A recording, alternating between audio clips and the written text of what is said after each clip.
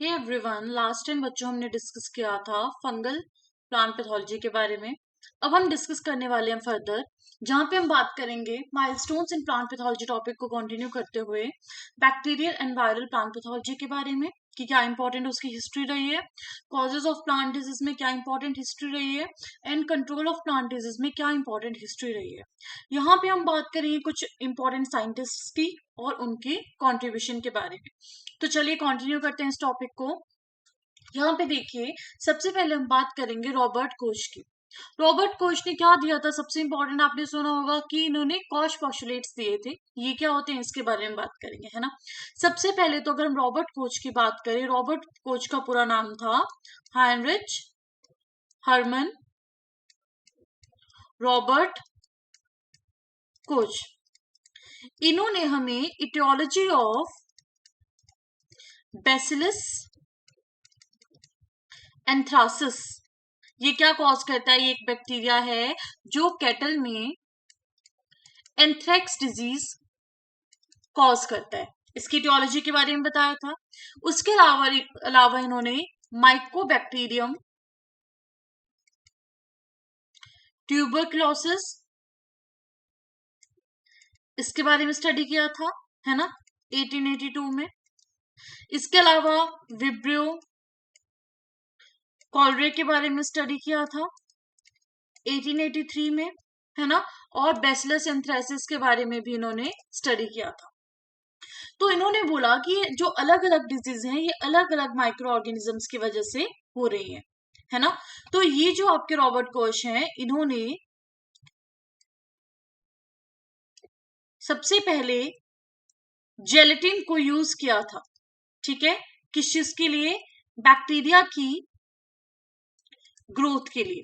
तो इन्होंने Robert Koch ने क्या किया था, जो जेलेटिन है उसको as a solid media, liquefiable solid media use किया था फॉर द बैक्टीरियोलॉजिकल ग्रोथ।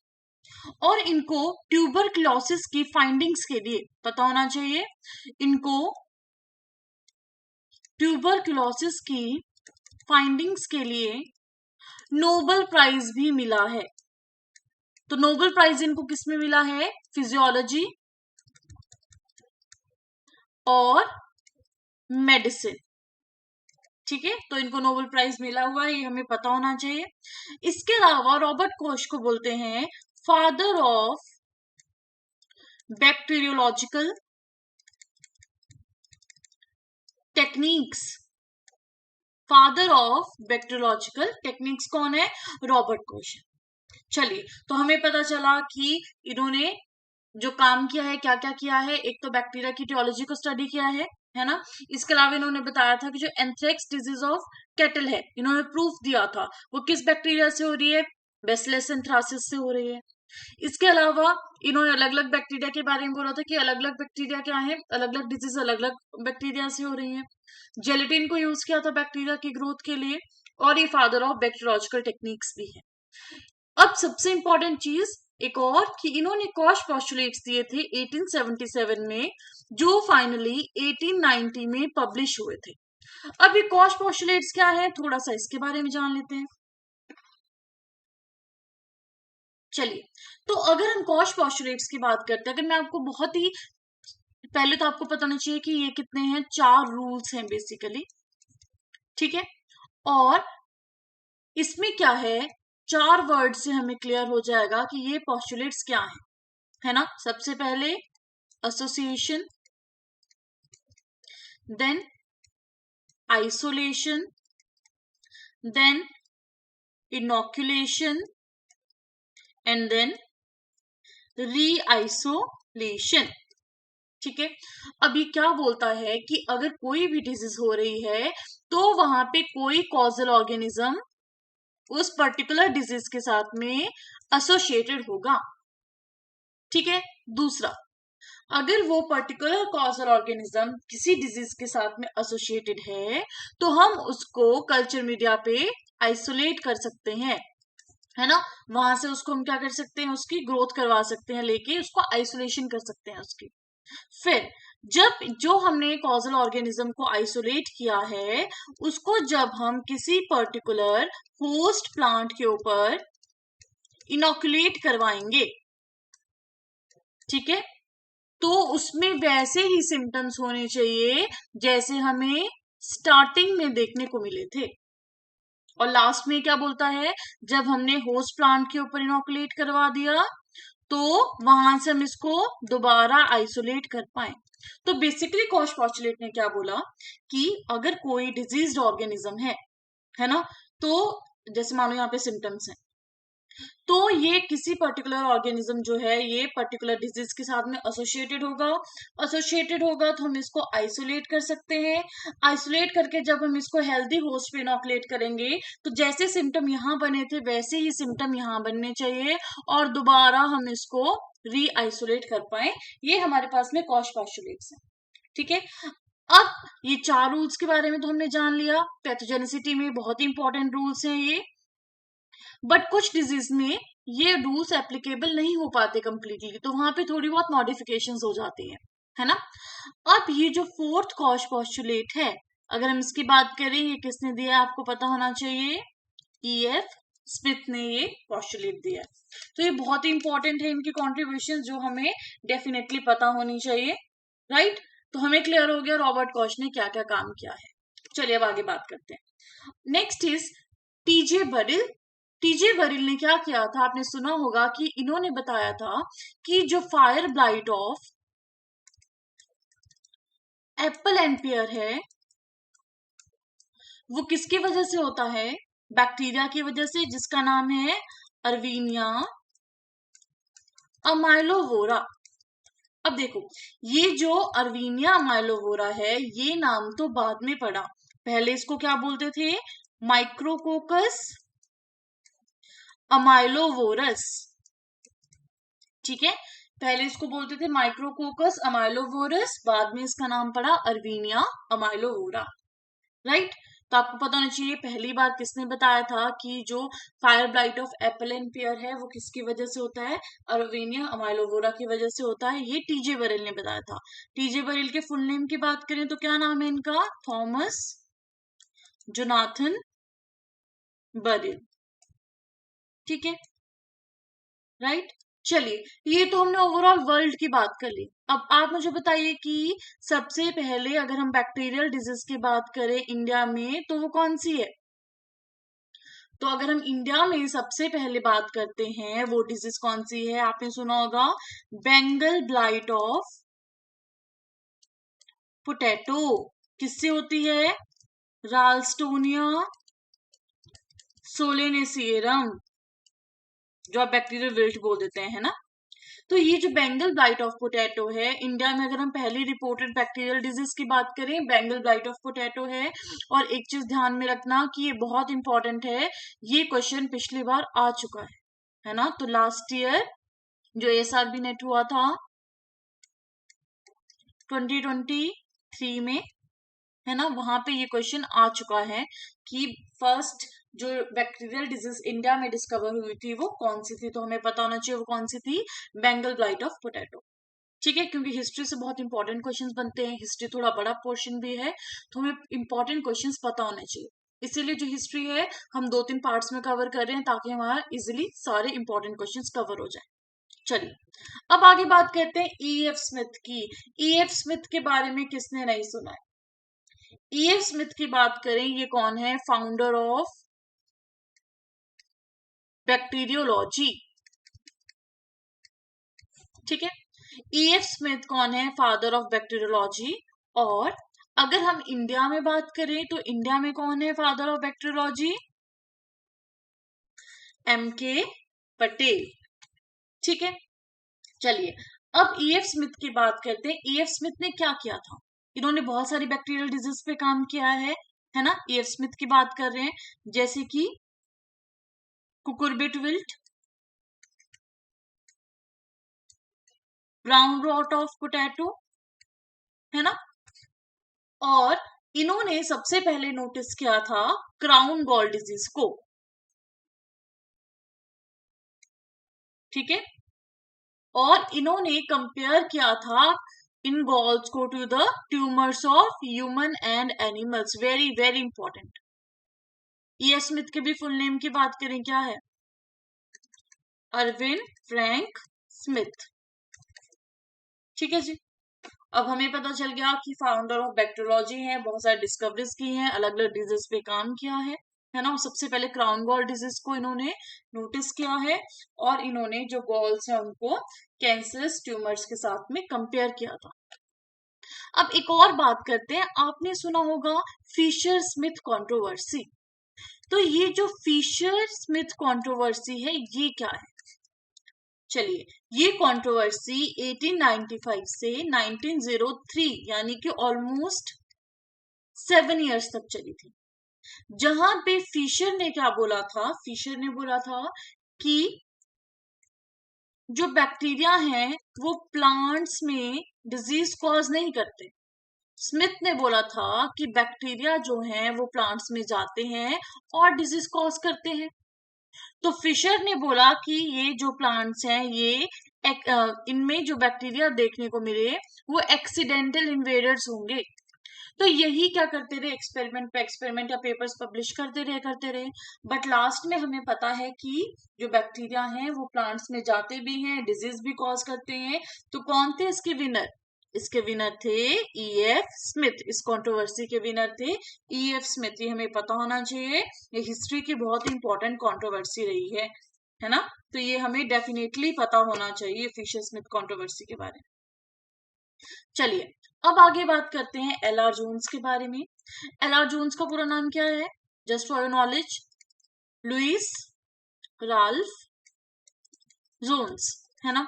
इन्होंने क्या किया था, जो सॉफ्ट रॉट्स में साइटोलिटिक एंजाइम्स का रोल है उसके बारे में बताया था। अब याद करो, फंगल पैथोलॉजी में हमने क्या बोला था?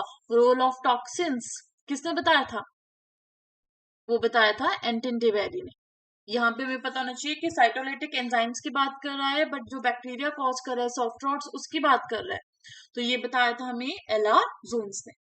Then A.C. ब्रॉन, है ना, दैट इज आर्मिन ब्रॉन। इन्होंने वाइल्ड फायर टॉक्सिन के बारे में बताया था, है ना। तो वाइल्ड फायर टॉक्सिन क्या है इसके बारे में हम बात करेंगे, ठीक है। तो ये किससे होता है?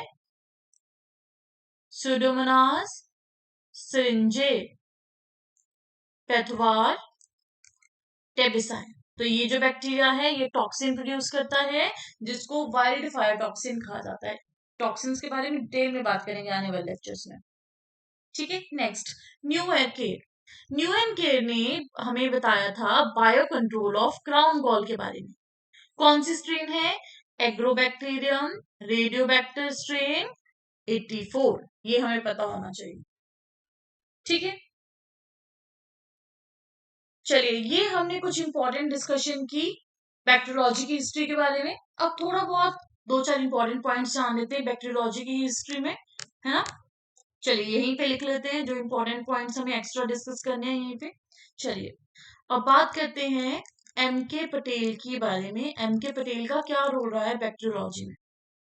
तो M.K. पटेल ने ही laid the foundation of phytobacteriology in India, ठीक है। इन्होंने स्कूल ऑफ फाइटोबैक्टीरियोलॉजी स्टार्ट किया था, है ना, एट कॉलेज ऑफ एग्रीकल्चर। इन्होंने ज़ैंथोमास कैम्पेस्ट्रिस पैथोवार उपाली, है ना, इन्होंने इसकी नई स्पीशीज दी थी ज़ैंथोमास कैम्पेस्ट्रिस की, ठीक है। इसके अलावा इन्होंने सबसे पहले बोला था कि black spot of mango is caused by Pseudomonas mangifera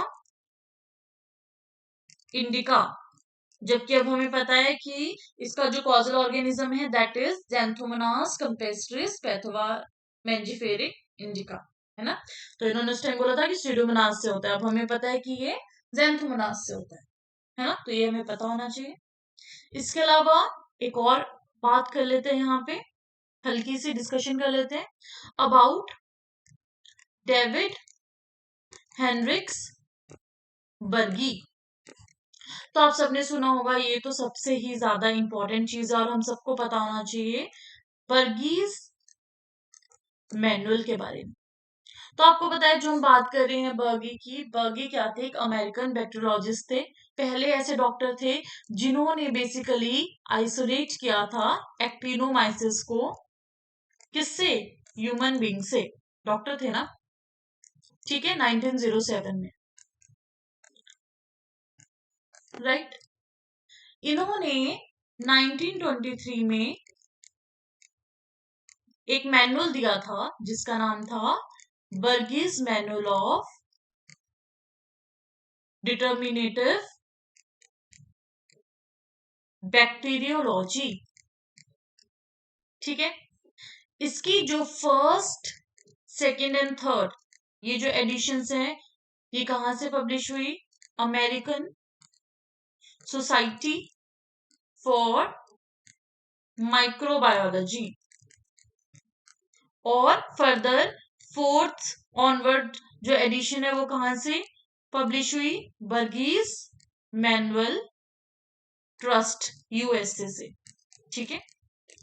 तो जो इसकी 9th एडिशन है ना, बाद में इसका जो नाम था, पहले नाम था Bergey's manual of determinative bacteriology. Later on क्या हुआ, इसका नया नाम पड़ा, दैट इज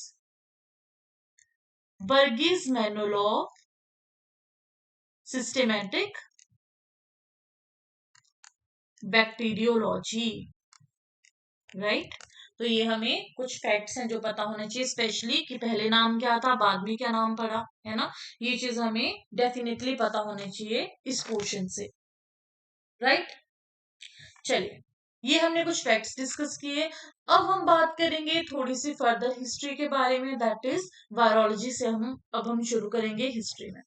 तो देखो, आपको पता है सबसे पहले जो सबसे कॉमन क्वेश्चन होता है वो क्या पूछा जाता है कि अगर वायरसेस हैं तो वो कौन से डिजीज के लिए सबसे पहले डिस्कवर हुए, है ना। तो सबसे पहले हम बात करते हैं वायरसेस की। तो जो एडोल्फ मेयर थे, एडोल्फ मेयर ने इनके बारे में किस डिजीज में जाना था? टोबैको मोज़ैक डिजीज में, ठीक है। दूसरा पॉइंट, इन्होंने क्या बोला एडोल्फ मेयर ने कि अगर हम इसको बॉईल करते हैं प्लांट सैप को, तो जो कॉजल ऑर्गेनिज्म है उसको हम डिस्ट्रॉय कर सकते हैं, है ना, अगर हम बॉईल करेंगे। ये प्रूफ किसने दिया था? एडोल्फ मेयर ने दिया था, और बोला था कि कंटेजियस है, ठीक है। Next, Ivanovsky. अगर हम दमित्री इवानोस्की की बात करें, ठीक है, जो एडोल्फ मेयर हैं वो जर्मन थे, इवानोस्की थे वो रशियन थे। इन्होंने मेयर की फाइंडिंग्स को कंफर्म किया। इन्होंने बोला कि अगर अगर हम ये जो कॉजल ऑर्गेनिज्म है, उस टाइम पता नहीं था कि बैक्टीरिया है, वायरस है, क्या है ना, कुछ पता ही नहीं था। उन्होंने बोला कि अगर हम इसको बैक्टीरिया प्रूफ फिल्टर से पास करते हैं, है ना, तो सैप में फिर भी इन्फेक्टिविटी रह रही है, यानी कि ये बैक्टीरिया से छोटे हो सकते हैं, है ना। ये मतलब हुआ ना कि बैक्टीरिया प्रूफ फिल्टर से भी ये पास हो जा रहा है, मतलब ये है बेसिक सा। तो ये किसने बोला? दमित्री इवानोस्की ने। चलिए, अब हमारे पास में आए बायरिंग। बिजरिंग का जो मेन कंट्रीब्यूशन है वो क्या है, ये पूछा भी जाता है। एक तो फाउंडर ऑफ वायरोलॉजी कौन है, आपको पता होना चाहिए, ये एमडब्ल्यू बिजरिंग है, ठीक है। और इन्होंने जो कॉजल एजेंट है उसको क्या बोला था, ये नाम भी पूछा जाता है कई बार। तो इन्होंने कॉजल एजेंट को बोला था कंटेजियम वाइवम फ्लूइडम, यानी कि कंटेजियस लिविंग फ्लूइड, ठीक है। तो ये नाम आपको एग्जैक्ट पता होना चाहिए कि नाम क्या बोला था, कंटेजियम वाइवम फ्लूइडम। किसको बोला था? वायरस को बोला था। किसने बोला था? बिजरिंग ने बोला था, राइट। अब बात करते हैं डब्ल्यू एम स्टेनले के बारे में। अब स्टेनली ने क्या किया, उन्होंने ये जो वायरस की प्रोटीन्स थी इनको क्रिस्टलाइज किया, ठीक है। इसके लिए इन्हें नोबेल प्राइज भी मिला। बट उस टाइम इन्होंने बोला कि वायरस क्या है, ऑटो कैटालिटिक प्रोटीन है। आज के टाइम में हमें पता है कि वायरस में प्रोटीन ही नहीं होता, न्यूक्लिक एसिड भी होता है ना। पर उस टाइम के हिसाब से ये बहुत बड़ी डिस्कवरी थी, इसीलिए इनको नोबेल प्राइज भी मिला। ठीक है, ऐसी डिस्कवरीज हमें पता होनी चाहिए जो बहुत ही हिस्टोरिक हैं, जिनके लिए नोबेल प्राइज मिले हैं। नेक्स्ट इज बॉर्डन एंड पायरी। बॉर्डन एंड पायरी ने क्या बोला कि जो टीएमबी है वो न्यूक्लियो प्रोटीन है।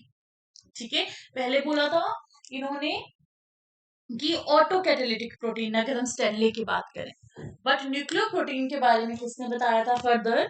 बॉर्डन एंड पायरी ने बताया था।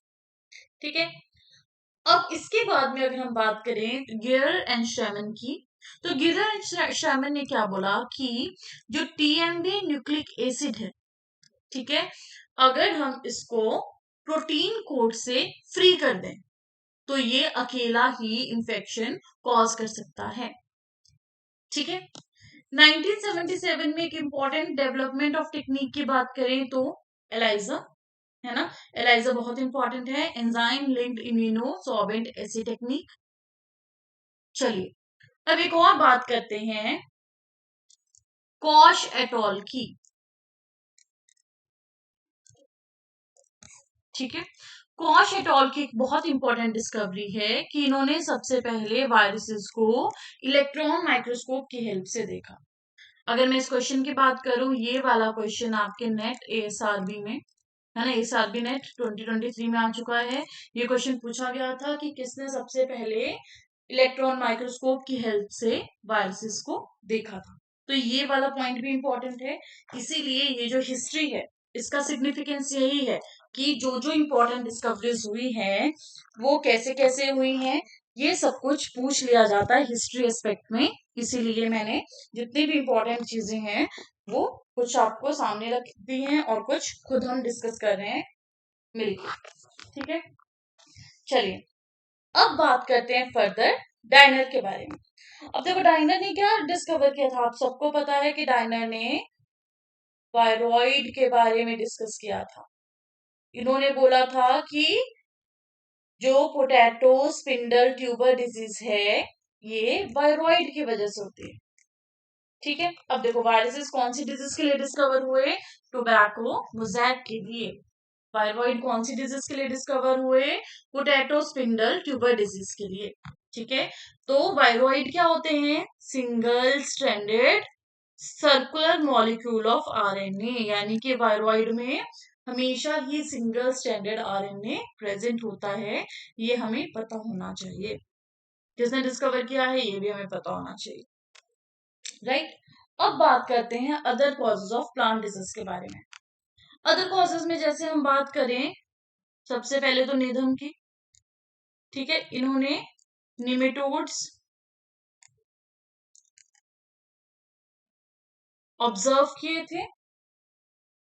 ठीक है, इसके अलावा अगर हम कुन की बात करें तो कुन ने 1857 में स्टेम निमेटोड को रिपोर्ट किया था। स्टेम निमेटोड का नाम क्या है? डिटिलेंकस डिप्सिसी। ठीक है, इसके अलावा अगर हम एक और बात करें एनए कॉब के बारे में, एनए कॉब ने निमेटोलॉजी इस टर्म को कॉइन किया था। फादर ऑफ निमेटोलॉजी भी कौन है? एनए कॉब ही है फादर ऑफ निमेटोलॉजी। ठीक है, इसके अलावा अगर हम बात करें वोरोनिन की, 1878 आप सबको पता है कि वोरोनिन के सबसे इंपॉर्टेंट डिस्कवरी क्या है? क्लब रूट ऑफ क्रूसिफर्स या कैबेज, है ना, इसके बारे में बताया था इन्होंने कि ये प्रोटोजोन से होती है। आप सबको पता है कौन है इसका कॉजल ऑर्गेनिज्म? प्लाज्मोडियोफोरा